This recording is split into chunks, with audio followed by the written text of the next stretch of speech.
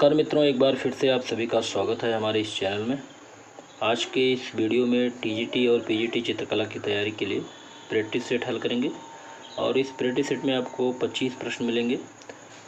ये 25 प्रश्न आपके एग्ज़ाम के लिए बहुत ही लाभदायक हो सकते हैं। तो चलिए इन प्रश्नों को हल करते हैं। और अगर आपको वीडियो अच्छा लगता है तो वीडियो को लाइक कर दीजिएगा और शेयर कर दीजिएगा अधिक से अधिक लोग को। तो यहाँ पर सबसे पहला प्रश्न देखते हैं। प्रश्न नंबर 1, भारतीय चित्रकला किसकी पुस्तक है? आपको बताना है कि भारतीय चित्रकला किसकी पुस्तक है। 4 ऑप्शन दिया गया है। पहला ऑप्शन है गिरिराज किशोर, दूसरा ऑप्शन है जगदीश गुप्ता, तीसरा है वाचस्पति गौरेला और चौथा इनमें से कोई नहीं। सही जवाब क्या होगा? तो यहाँ पे सही जवाब होगा ऑप्शन सी, वाचस्पति गौरेला। तो भारतीय चित्रकला पुस्तक है वाचस्पति गौरेला का। अगला प्रश्न देखते हैं। प्रश्न नंबर 102, चैत्य मंदिरम का निर्माण किस गुफा में हुआ है? चैत्य मंदिरम का निर्माण किस गुफा में हुआ है? गुफा संख्या 16 में, गुफा संख्या 17 में, गुफा संख्या 9 में या गुफा संख्या 10 में? तो यहाँ पे सही जवाब होगा ऑप्शन ए, गुफा संख्या 16 में चैत्य मंदिरम का निर्माण हुआ है। अगला प्रश्न देखते हैं। प्रश्न नंबर 103, कला विलास किसकी पुस्तक है? ऑप्शन है डॉक्टर गिरिराज, दूसरा ऑप्शन है डॉक्टर R.A. अग्रवाल, तीसरा ऑप्शन E.V. हैवल और चौथा ऑप्शन A.K. हलदार। तो बिल्कुल सही जवाब होगा option B, doctor R.A. Agarwal. तो कला विलास पुस्तक है डॉक्टर A.R. अग्रवाल का। अगला प्रश्न है प्रश्न नंबर 104, दया याचना का चित्र अजंता की किस गुफा में बनाया गया है? दया याचना का चित्र ऑप्शन है गुफा संख्या 16, गुफा संख्या 2, गुफा संख्या 17, गुफा संख्या 10 में। तो देखिए यहाँ पे सही जवाब होगा ऑप्शन बी, गुफा संख्या 2 में। तो दया याचना का चित्र गुफा संख्या 2 में बनाया गया है। चलिए अगला प्रश्न देखते हैं। प्रश्न नंबर 105, अजंता की गुफा में प्रयोग हुआ है किसका? मानसिक परिप्रेक्ष्य का, काल्पनिक परिप्रेक्ष्य का, बहुउद्देशीय परिप्रेक्ष्य का या उपरोक्त सभी का? तो यहाँ पे देखिए सही जवाब होगा, बिल्कुल सही जवाब होगा ऑप्शन डी, उपरोक्त सभी का। अर्थात मानसिक परिप्रेक्ष्य, काल्पनिक परिप्रेक्ष्य और बहुउद्देशीय परिप्रेक्ष्य, इन सभी का अजंता में की गुफा में प्रयोग हुआ है। अगला प्रश्न देखते हैं। प्रश्न नंबर 106, बाघ गुफाएं किससे संबंधित हैं?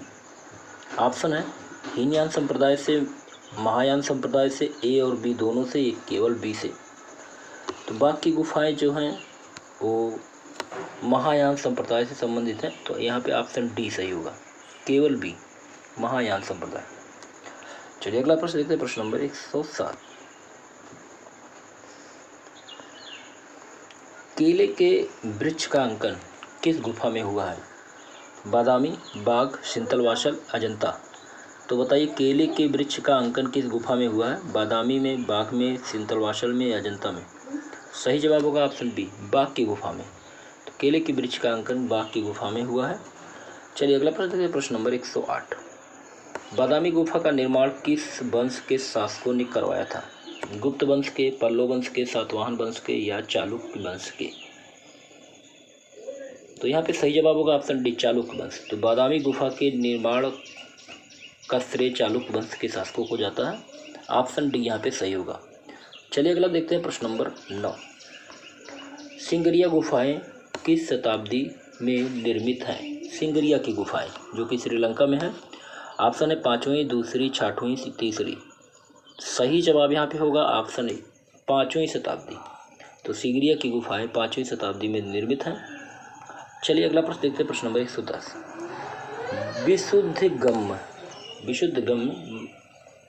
विशुद्धमग्ग किसकी रचना है? अश्वघोष की, बुद्धघोष की है, नागार्जुन की है या आचार्य रामानंद की है? तो यहाँ पे सही जवाब होगा ऑप्शन ए, अश्वघोष की है। विशुद्धमग्ग जो है वो अश्वघोष की रचना है। अगला प्रश्न देखते हैं। प्रश्न नंबर 111, कला और कलम किसकी पुस्तक है? कला और कलम। ऑप्शन है G.K. Agarwal, B.S. Agarwal, K.C. Agarwal या M.G. अग्रवाल। कला और कलम। तो यहाँ पे सही जवाब होगा ऑप्शन ए, G.K. अग्रवाल की पुस्तक है कला और कलम। याद कर लीजिएगा, वेरी इंपॉर्टेंट है। कला और कलम किसकी पुस्तक है? G.K. अग्रवाल का। चलिए अगला प्रश्न देखते हैं, प्रश्न नंबर 112।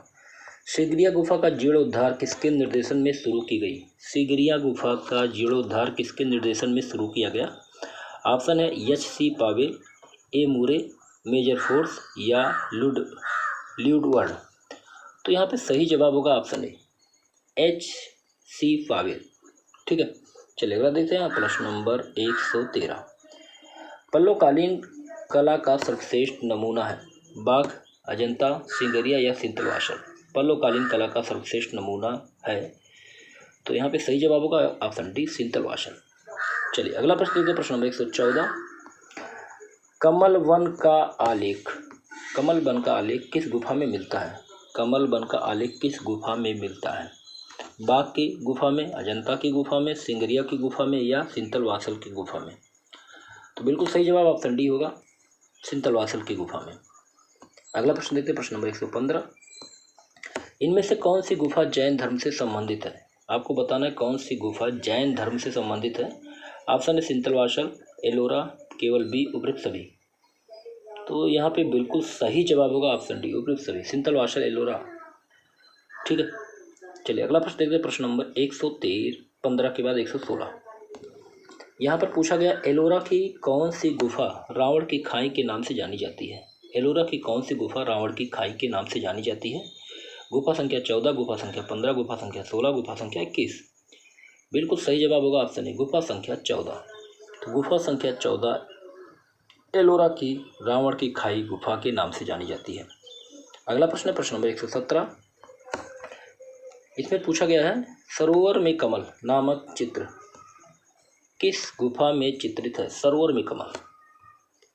ऑप्शन है जोगीमारा, सिंतलवासल, सिंगरिया, इनमें से कोई नहीं। तो यहाँ पे सही जवाब होगा ऑप्शन डी, सिंतलवासल। तो सरोवर में कमल नामक चित्र सिंतलवासल गुफा में चित्रित है। चलिए अगला प्रश्न देखते हैं, प्रश्न नंबर 118। बादामी की किस गुफा में विष्णु की प्रतिमा स्थापित की गई है? बादामी की किस गुफा में विष्णु की प्रतिमा स्थापित की गई है? गुफा संख्या 2, गुफा संख्या 6, गुफा संख्या 4, गुफा केवल बी, इनमें से कोई नहीं। बिल्कुल सही जवाब ऑप्शन सी होगा, केवल बी, अर्थात गुफा संख्या 4 में विष्णु की प्रतिमा स्थापित की गई है बादामी की गुफा में। अगला देखते हैं प्रश्न नंबर 119। ललित कला के एक समान तत्व को बताइए। तान, लावन, लय या वाडिका। तो यहाँ पे सही जवाब होगा ऑप्शन सी, लय। अगला प्रश्न देखते हैं, प्रश्न नंबर 120। भारत में पहला प्रिंटिंग प्रेस सर्वप्रथम कहाँ लगाया गया था? कलकत्ता में, गोवा में, मुंबई में या चीन में? बिल्कुल सही जवाब ऑप्शन बी होगा, गोवा में। जो भारत में पहला प्रिंटिंग प्रेस गोवा में लगाया गया था।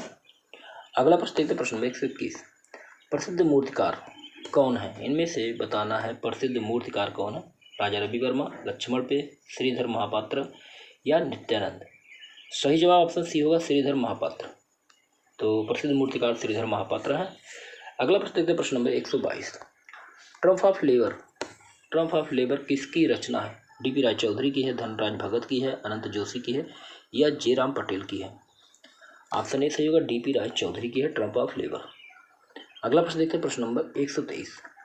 भारतवर्ष में प्रकाशित पहला अखबार कौन सा है? ऑप्शन है the Hindu, Indian Express, Bengal Gazette या हिंदुस्तान टाइम्स। तो यहाँ पे सही जवाब होगा ऑप्शन सी, बंगाल गजट। तो भारतवर्ष में प्रकाशित पहला अखबार बंगाल गजट है। अगला प्रश्न देखते हैं, प्रश्न नंबर 124। संगीतकारों की मुखाकृतियों के लिए कौन जाना जाता है? शंकर चौधरी, डी.पी. राय चौधरी, सर्वरी राय चौधरी या धनराज भगत। तो यहाँ पे सही जवाब होगा ऑप्शन सी, सर्वरी राय चौधरी। संगीतकारों की मुखाकृतियों के लिए कौन जाना जाता है? तो सर्वरी राय चौधरी जानी जाती है। अगला प्रश्न देखते हैं, प्रश्न नंबर 125। और इस वीडियो का एक प्रश्न और है, कौन सा कला विमर्श नामक पुस्तक के संपादक हैं? कौन कला विमर्श नामक पुस्तक के संपादक हैं? रामचंद्र शुक्ल, अविंद्रनाथ ठाकुर, अवधेश मिश्रा या अमृता शेरगिल। सही जवाब यहाँ पे होगा ऑप्शन सी, अवधेश मिश्रा। तो कला विमर्श नामक पुस्तक के संपादक है अवधेश मिश्रा। चलिए एक प्रश्न और है यहाँ पे, और ये वीडियो का लास्ट प्रश्न है। ए ब्रश विद लाइफ किस कलाकार की आत्मकथा है? ए ब्रश विद लाइफ। ऑप्शन है सतीश गुजराल, मृणालिनी, गीता कपूर। केवल कृष्ण, कमल कृष्ण। तो यहाँ पे सही जवाब क्या होगा? तो यहाँ पे सही जवाब होगा ऑप्शन ए, सतीश गुजराल। तो a brush with life Satish Gujral की आत्मकथा है। तो यहाँ पे आपके प्रश्न पूरे होते हैं। उम्मीद है आज का ये वीडियो आपको अच्छा लगा होगा। अगर वीडियो आपको अच्छा लगे तो वीडियो को लाइक कर दीजिए, शेयर कर दीजिए अधिक से लोगों को। अगले वीडियो में फिर मिलते हैं, तब तक के लिए नमस्कार।